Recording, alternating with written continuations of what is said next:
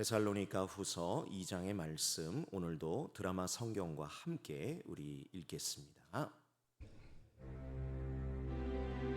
형제들아, 우리가 너희에게 구하는 것은 우리 주 예수 그리스도의 강림하심과 우리가 그 앞에 모임에 관하여 영으로나 또는 말로나 또는 우리에게서 받았다 하는 편지로나 주의 날이 이르렀다고 해서 쉽게 마음이 흔들리거나 두려워하거나 하지 말아야 한다는 것이라. 누가 어떻게 하여도 너희가 미혹되지 말라. 먼저 배교하는 일이 있고 저 불법의 사람 곧 멸망의 아들이 나타나기 전에는 그날이 이르지 아니하리니 그는 대적하는 자라. 신이라고 불리는 모든 것과 숭배함을 받는 것에 대항하여 그 위에 자기를 높이고 하나님의 성전에 앉아 자기를 하나님이라고 내세우느니라. 내가 너희와 함께 있을 때 이 일을 너희에게 말한 것을 기억하지 못하느냐? 너희는 지금 그로 하여금 그의 때에 나타나게 하려 하여 막는 것이 있는 것을 아나니 불법의 비밀이 이미 활동하였으나 지금은 그것을 막는 자가 있어 그 중에서 옮겨질 때까지 하리라. 그때 불법한 자가 나타나리니 주 예수께서 그 입의 기운으로 그를 죽이시고 강림하여 나타나심으로 패하시리라. 악한 자의 나타남은 사탄의 활동을 따라 모든 능력과 표적과 거짓 기적과 불의의 모든 속임으로 멸망하는 자들에게 있으리니 이는 그들이 진리의 사랑을 받지 아니하여 구원함을 받지 못함이라. 이러므로 하나님이 미혹의 역사를 그들에게 보내사 거짓 것을 믿게 하심은 진리를 믿지 않고 불의를 좋아하는 모든 자들로 하여금 심판을 받게 하려 하심이라. 주께서 사랑하시는 형제들아, 우리가 항상 너희에 관하여 마땅히 하나님께 감사할 것은 하나님이 처음부터 너희를 택하사 성령의 거룩하게 하심과 진리를 믿음으로 구원을 받게 하심이니 이를 위하여 우리의 복음으로 너희를 부르사 우리 주 예수 그리스도의 영광을 얻게 하려 하심이니라. 그러므로 형제들아, 굳건하게 서서 말로나 우리의 편지로 가르침을 받은 전통을 지키라. 우리 주 예수 그리스도와 우리를 사랑하시고 영원한 위로와 좋은 소망을 은혜로 주신 하나님 우리 아버지께서 너희 마음을 위로하시고 모든 선한 일과 말에 굳건하게 하시기를 원하노라. 아멘. 오늘도 이 귀한 말씀을 통해 저와 여러분에게 하나님께서 은혜 주시기를 소망합니다. 오늘 전할 말씀의 제목을 이렇게 정해보았습니다. 위로, 영원한 위로. 위로만 들을 때는 이게 아래로 위로인지 잘 구별이 안 되실 텐데, 영원한 위로 하니까 어떤 위로인지 여러분들 그 의미를 아시겠지요?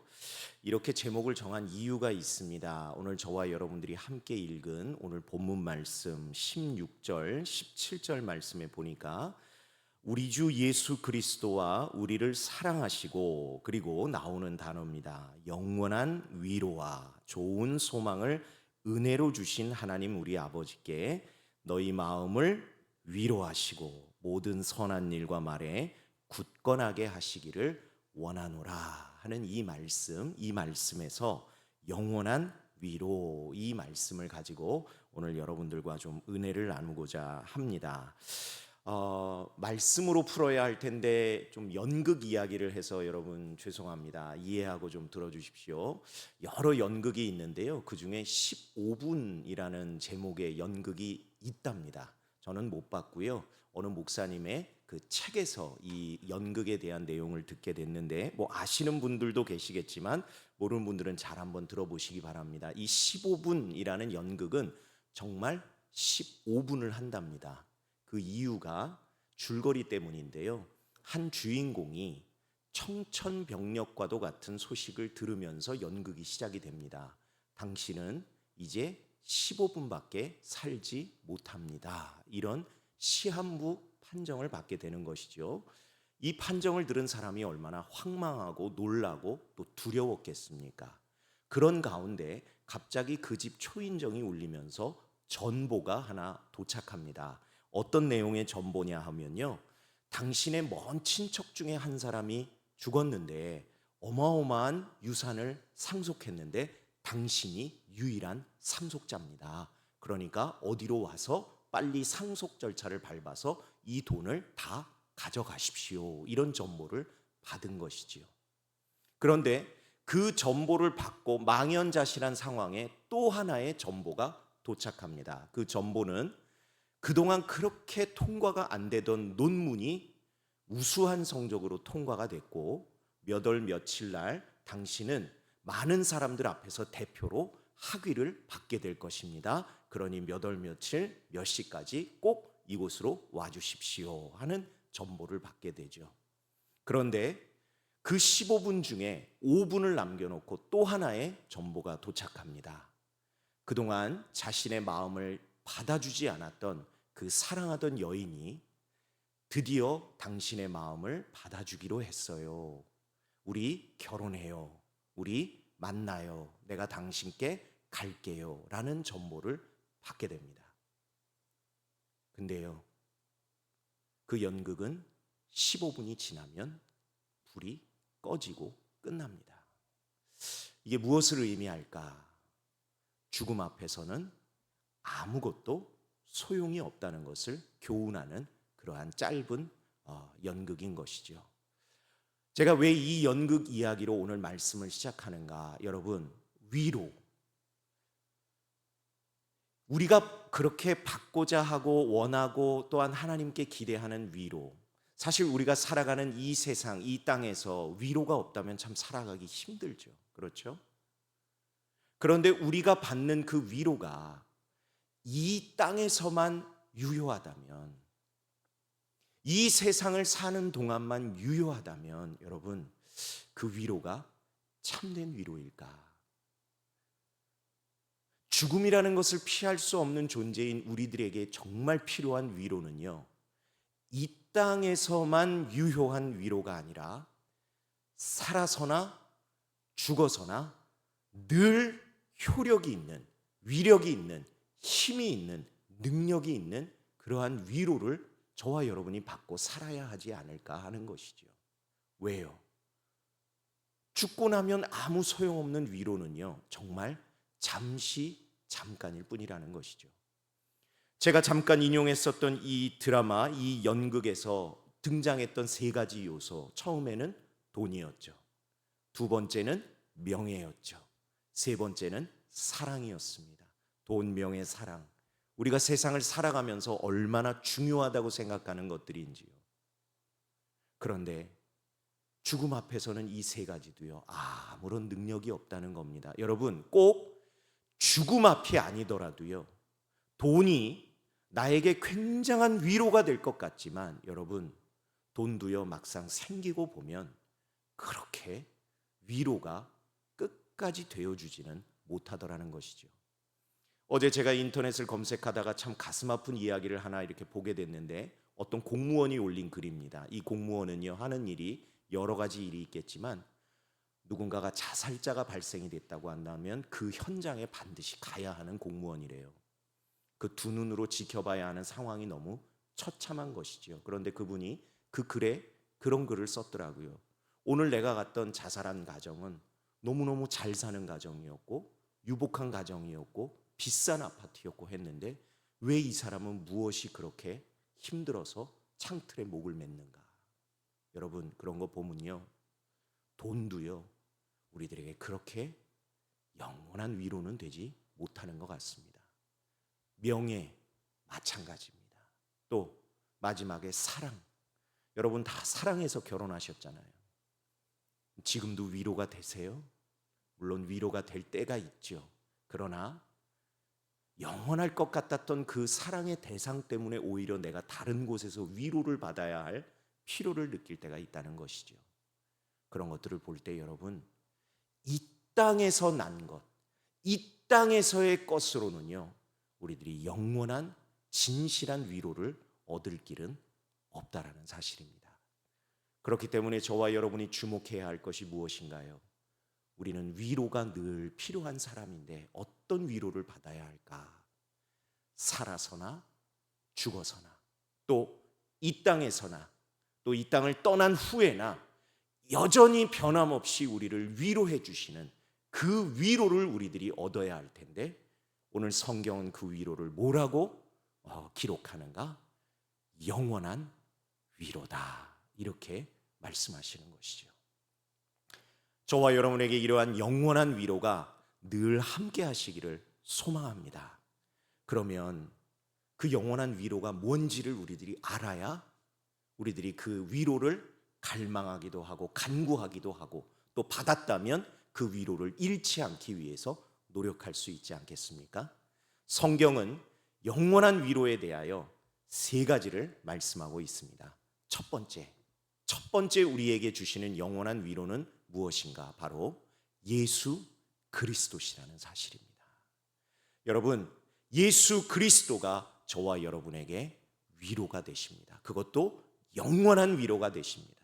영원한 위로라는 건 제가 아까 말씀드렸죠. 살아서나 죽어서나 위로가 되어야 된다. 어떻게 위로가 되는가? 하나님, 만약에 하나님이 공의의 하나님으로만 저와 여러분을 심판하기로 작정하셨다면 저와 여러분은 지금 이 순간에 이렇게 사실 필요가 없습니다. 그냥 살고 싶은 대로 살다가 마지막 말로를 그냥 비참하게 맞으면 됩니다. 근데 말로가 그걸로 끝나나요? 아니요. 영원한 심판과 형벌과 지옥이 기다리고 있는 것이죠. 그런데 그러한 우리의 정해진 말로를 누가 꺾어주셨는가? 예수 그리스도께서 꺾어주셨다는 것이죠. 우리가 치러야 할 죄의 대가를 예수님이요 대신 치러주심으로 말미암아 저와 여러분은 우리들의 인생의 말로가 심판과 멸망과 형벌이 아니라 구원과 천국에서의 영생임을 믿고 그래서 흔들림 없이 이 땅에서 살아가는 천국을 소망하는 믿음의 백성들인 줄로 믿습니다. 그러한 믿음을 가지고 가는 사람들은요, 그렇기 때문에 오늘 본문에 등장하는 것처럼 주의 날이 가까웠다고 해도요 흔들릴 이유가 없는 것이죠. 왜? 심판의 날은 죄인에게는 두려운 날이고 무서운 날이고 끝장날 날이지만 오직 심판주이신 그분을 우리들의 구세주로 믿는 저와 여러분들에게는 회복의 날이요 치유의 날이요 영생이 시작되는 복된 날인 줄로 믿습니다. 그렇기 때문에 살아서나 죽어서나 영원한 위로가 되시는 분 누구라고요? 예수 그리스도십니다. 두 번째 우리들에게 영원한 위로가 되시는 분 바로 하나님 아버지이십니다. 너무 당연한 이야기인 것 같지만 여러분 이건 우리들의 믿음에 너무 중요한 거예요. 왜 하나님이 우리들에게 영원한 위로가 되실까? 오늘 우리가 읽은 이 본문 16절 말씀에 아주 좋은 근거가 등장하는데요. 제가 다시 한번 읽어드립니다. 우리 주 예수 그리스도와 우리를 사랑하시고 영원한 위로와 무엇을 은혜로 주시는 하나님이라고 나와 있죠? 좋은 소망. 그냥 소망도 아니고요. 하나님은 저와 여러분에게 좋은 소망을 주시는 분이라는 사실입니다. 여러분, 소망이 없는 인생이 얼마나 비참한 인생인지 여러분 한번 경험해 보셨나요? 저는 제 인생에 있어서 그리 길지는 않지만 그럼에도 불구하고 조금씩은 맛보며 살아왔던 것 같습니다. 그런데요, 다른 것보다 소망이 없다고 생각하니까 정말 인생이 바닥을 모르고 내려가더라고요. 바닥인 줄 알고 손을 디뎠더니 그 밑에 지하가 있더라고요. 지하가 마지막인 줄 알고 손을 댔더니 그 지하가 1층이 아니고 지하 2층, 3층이 더 있더라고요. 소망이 없는 인생이 그렇더라는 사실입니다. 혹 여러분들 중에 나는 그게 무슨 말인지 모르겠어 하시는 분들은요, 하나님께 감사하십시오. 여러분들 안에 인생을 살아갈 소망이 여전히 있고 주님이 그 소망을 붙들어 주시는 덕분임을 깨달으시기 바랍니다. 그런데 하나님은요, 그냥 소망을 주시는 분이 아니라 좋은 소망을 주시는 분이라는 것이죠. 무엇을 통해서 그것을 증명할 수 있는가? 저는 이거라고 생각합니다. 지난번 설교 때도 여러분들과 나눴지만 하나님과 우리들의 관계를 생각해 보면 분명히 깨닫게 돼요. 우리가 먼저 원한 게 아니었습니다. 우리가 먼저 바란 게 아니었습니다. 우리가 먼저 그렇게 정의한 게 아니었습니다. 하나님이 먼저 우리들에게 그렇게 말씀하셨습니다. 너는 내 사랑하는 신부다. 너는 내 사랑하는 양이다. 너는 내 사랑하는 백성이다. 그리고 더 나아가 너는 내 사랑하는 자녀다. 그러니까 관계가 어떻게 되는 거예요? 신랑과 신부, 목자와 양, 왕과 백성, 그리고 아버지와 자녀.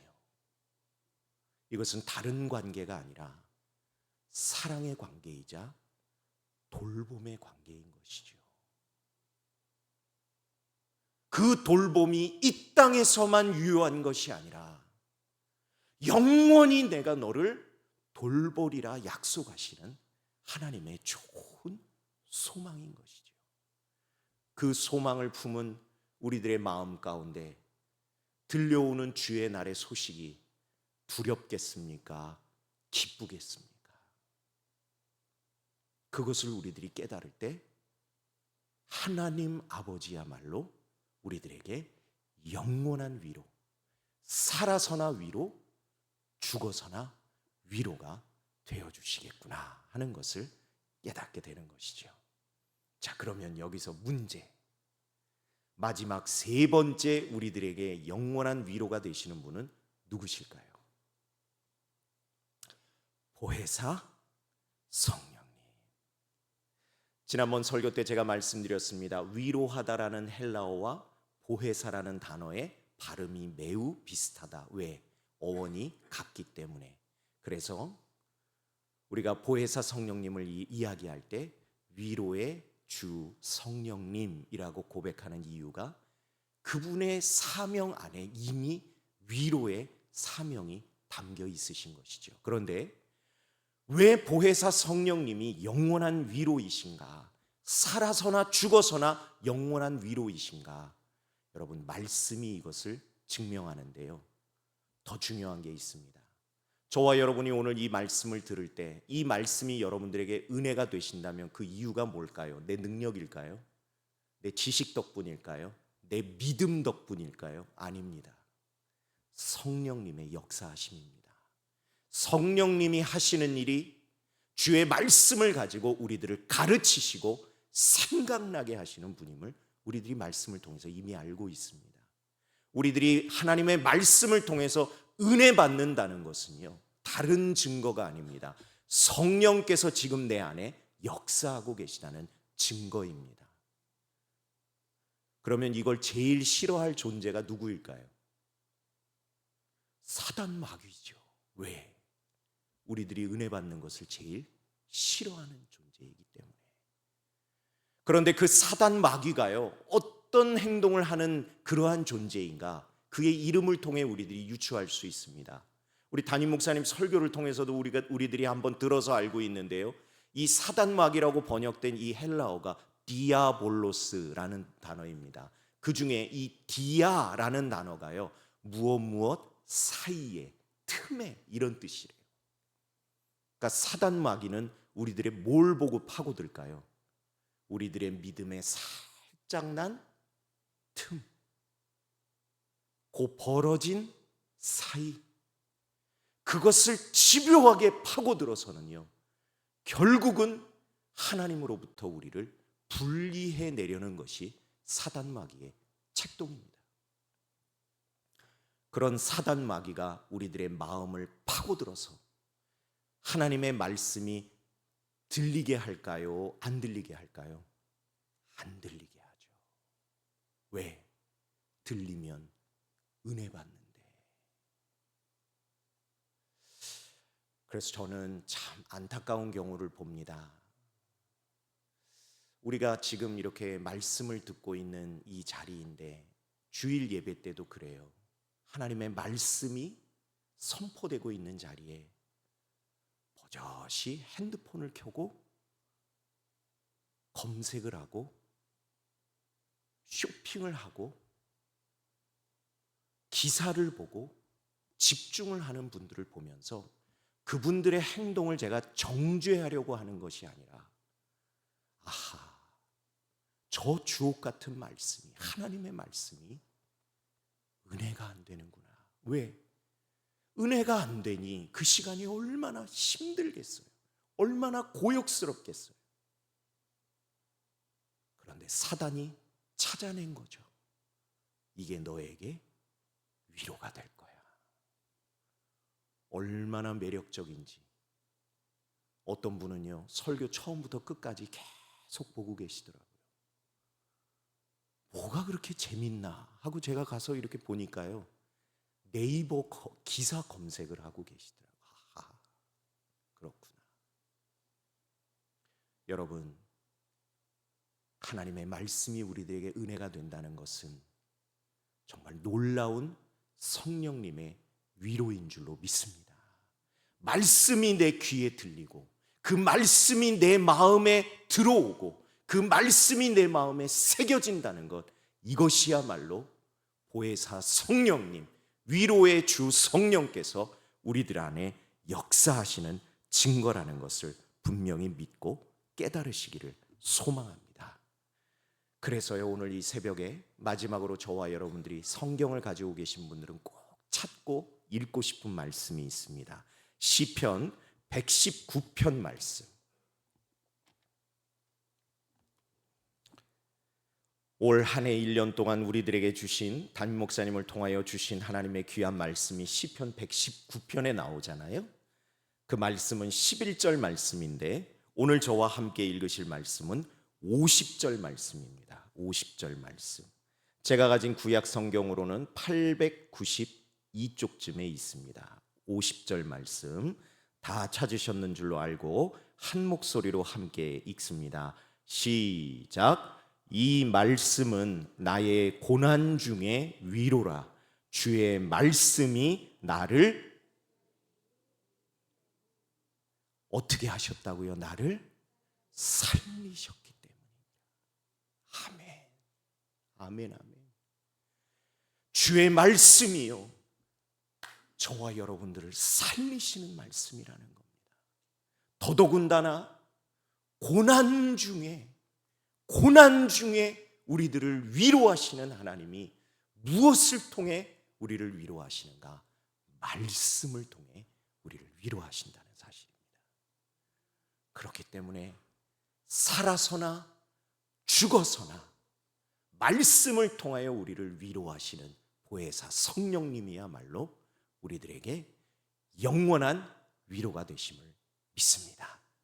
그러므로 오늘 이 새벽에 우리들 영원한 위로를 받기를 간절히 소망하며 기도해야 될 텐데, 무엇보다 하나님의 말씀이 우리들에게 위로가 되려면 성령님이 우리 가운데 오셔야 하고요, 역사하셔야 합니다. 우리 주변에 아직까지 말씀으로 은혜 받지 못한 이들이 있다면 오늘 이 새벽에 우리들이 그 이름을 부르며 간절히 기도했으면 좋겠어요. 성령님 찾아가 주세요. 혹 이 자리에 앉아 계신 분 중에 나도 그렇습니다 한다면 그냥 솔직히 하나님 앞에 고백하세요. 하나님, 성령을 충만히 부어주옵소서. 하나님이 약속하셨잖아요. 고기를 달라 하는데 전갈을 줄 부모가 누가 있겠느냐. 하물며 사람도 그런데 아버지는 더 좋은 것을 주시지 않겠느냐 하며 약속하신 것이 성령 충만이었습니다. 성령 하나님을 통하여 우리들이 영원한 위로를 경험할 수 있습니다. 오늘 이 새벽 나의 심령을 위하여, 그리고 우리가 중보하는 한 분 한 분을 위하여, 특별히 우리 질병 중에, 고난 중에, 아픔 중에, 눈물 중에, 한숨 중에, 낙심 중에, 낭망 중에, 원망 중에, 어떠한 상황이든지 고난 중에 있는 이에게 성령님 말씀으로 위로하여 주시옵소서. 오늘 간절히 중보하고 삶의 자리로 돌아가는 저와 여러분들 다 되시기를 주님의 이름으로 간절히 부탁을 드립니다. 기도하겠습니다. 하나님 감사합니다. 오늘도 귀한 말씀을 통해 하나님 아버지가, 예수 그리스도께서, 그리고 누구보다 보혜사 성령께서 저희의 영원한 위로가 되어 주심을 알고 깨닫고 마음에 담게 하셨으니 감사합니다.